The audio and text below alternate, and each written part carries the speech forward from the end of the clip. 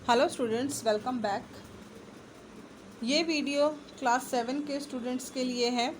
आज हम उनकी पुस्तक परिवेश का 11वां पाठ है फुसफुसाहट, जो कि मनोज दास जी के द्वारा लिखी गई कहानी है। इसमें दो लड़कों रघु और राजू की कहानी को प्रस्तुत किया गया है। इसमें रघु ईमानदार था और राजू बेईमान।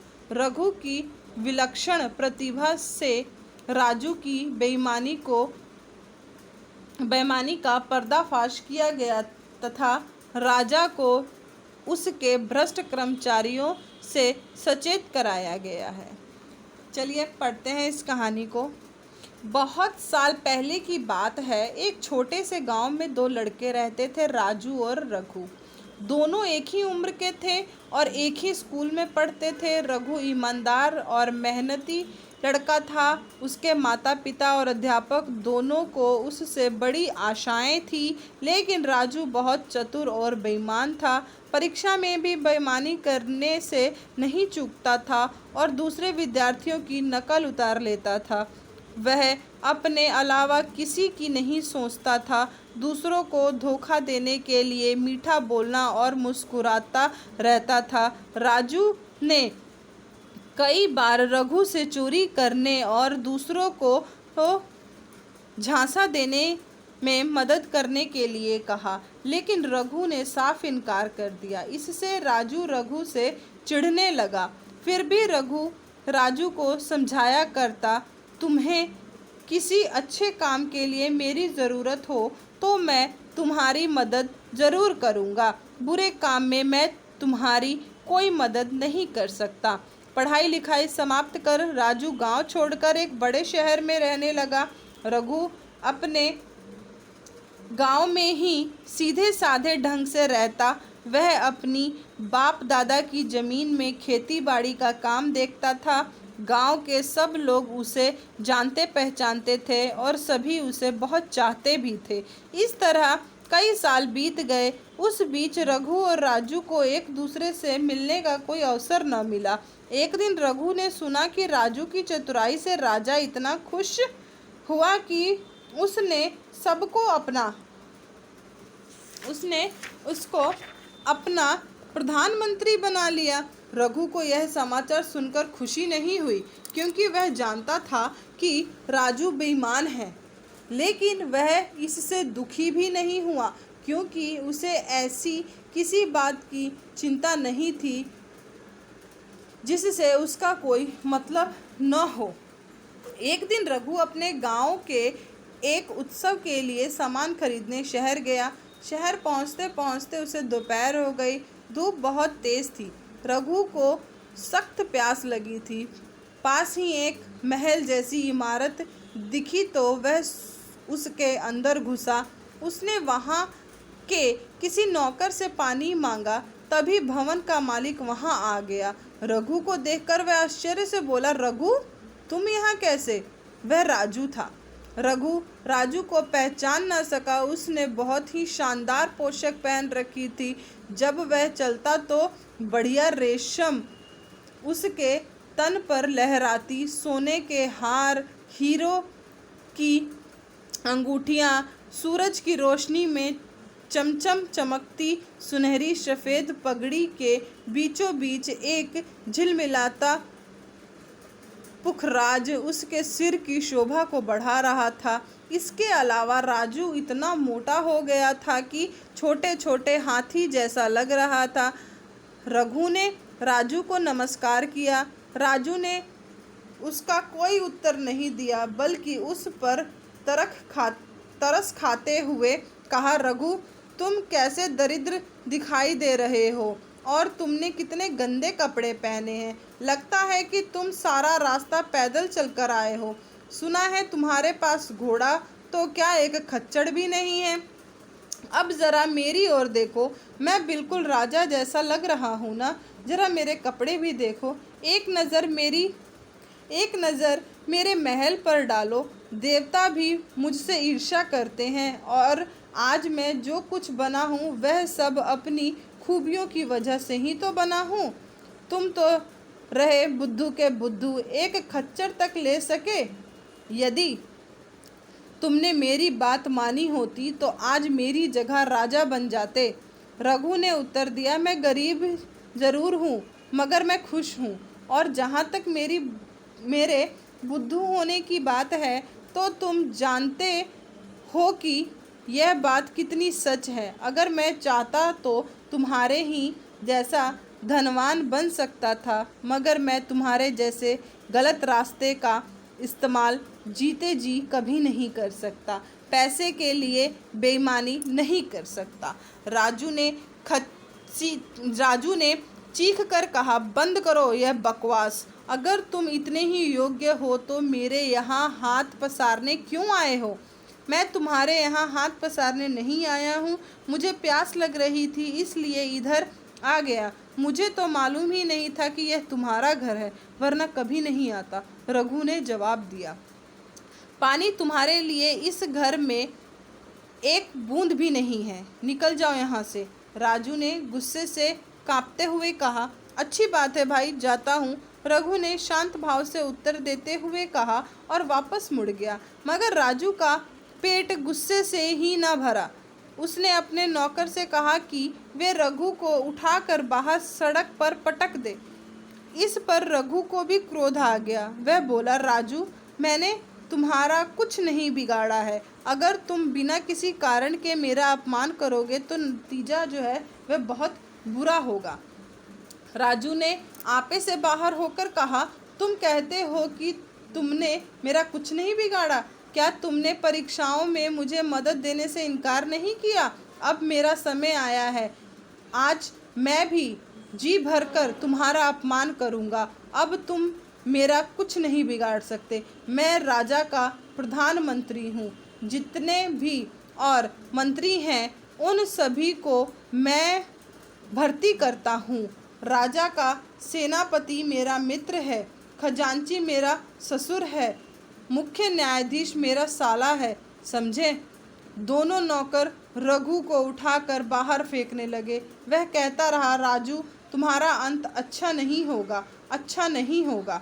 धीरे धीरे समय बीतता गया। कुछ समय बाद एक दिन राजा बगीचे में टहल रहा था कि एक अजनबी वहां आया।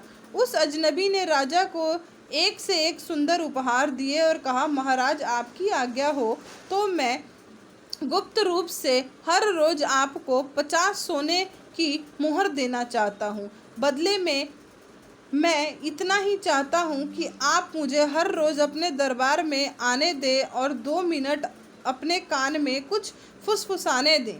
राजा ने सोचा, सौदा अच्छा है, अगर 2 मिनट कुछ सुनने के लिए 50 मोहरे मिले तो क्या बुरा है। राजा ने कहा, हमें कोई आपत्ति नहीं, तुम आकर हमारे कान में फुसफुसा सकते हो। अगले दिन राजा और मंत्रियों और दरबारियों के साथ दरबार में बैठे हुए थे। एक अजनबी लोगों को धक्का देते हुए राजा के पास जा पहुंचा। राजा उसे देखकर मुस्कुराया। अजनबी ने उसके कान में कुछ फुसफुसाते हुए कहा, आज का दिन बड़ा अच्छा है, उजली उजली धूप और आसमान में बादल का एक भी टुकड़ा नहीं है। इस तरह फुसफुसाते हुए एक अजनबी ने राजू की ओर कई बार कनखियों से देखा। इसके बाद उसने चुपचाप राजा की जेब में मोहरे डाली और चला बना। यह देखकर प्रधानमंत्री राजू की हालत बुरी हो गई। भागकर उसने अजनबी का पीछा किया और हैरान परेशान होकर पूछा, आप बुरा ना माने तो क्या मैं आपसे पूछ सकता हूँ कि आप महाराज से किस विषय में बात कर रहे थे और बात करते हुए बीच बीच में मेरी ओर क्यों घूर रहे थे? अजनबी जानता था कि राजू उससे सवाल पूछेगा। यह अजनबी और कोई नहीं, भेष बदलकर रघु ही था। रघु ने कहा, आप मुझसे ऐसी गुप्त बातें बताने के लिए क्यों कह रहे हैं जिसे मेरे और राजा के सिवाय कोई नहीं जानता? यह सुनकर राजू की घबराहट चौगुनी हो गई। उसने घुटने टेक कर रघु के कदमों में 100 मोहरें रखी और गिड़गिड़ाकर कहा, शाम को मैं आपको इतनी ही मोहरें और दूंगा। कृपा मुझे यह रहस्य बता दीजिए, मैं आपके पांव पकड़ता हूँ। पहले तो रघु ने बड़ी आनाकानी की, फिर थोड़ी देर और खुशामद करवाने के बाद बोला, मामला बड़ा गंभीर है।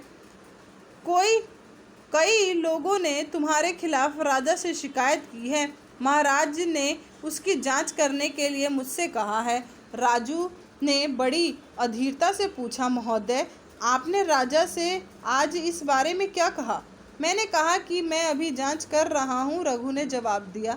राजू ने गिड़गिड़ाकर कहा, महाप्रभु, मेरे ऊपर दया कीजिए, मैं आपको 1000 सोने की मोहरें दूंगा। रघु ने मुंह बनाकर कहा, देखेंगे इस मामले में क्या हो सकता है। अगले दिन रघु फिर दरबार में पहुंचा और उसी प्रकार उसने कान में फुसफुसाते हुए बोला, तड़के तक तो उतरी हवा बड़ी तेज चल रही थी, पर अब ऐसा लगता है कि उसकी दिशा जो है बदल गई है।